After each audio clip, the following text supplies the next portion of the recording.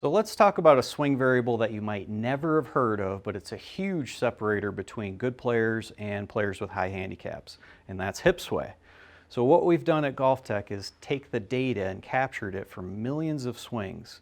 We took a small slice of that, about 35,000 golfers, and compared how they move when they swing to how good they are at the game. Tied those two together, that gives you our swing true motion study. That also gives you a story to tell about what separates good players from bad players. So let's take a look at the hip sway variable now.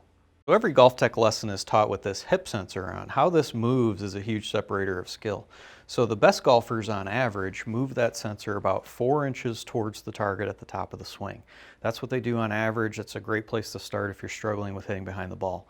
Now, we're not suggesting that you move the sensor any more toward the target than that. That isn't right either.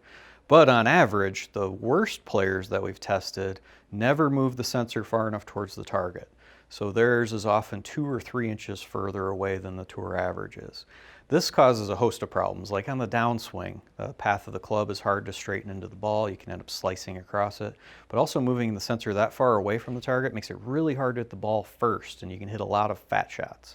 So if you were on your own trying to do this on the range, you could easily just set up your golf bag like you see here, put the driver head cover really close to your lead hip, and then in the backswing you're going to try to bump that head cover with the back of your hips. Practice doing that a little bit and you'll get the feel for that tour average 4 inches that we described. If you were at a GOLFTEC lesson, we've got some really cool biofeedback that we can use to train this move.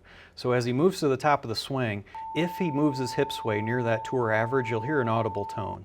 And you can practice this over and over to learn that position. Now, this may or may not be your problem. The only way you're going to know for sure is to go and get your swing measured so that you can find a great place to start improving your game.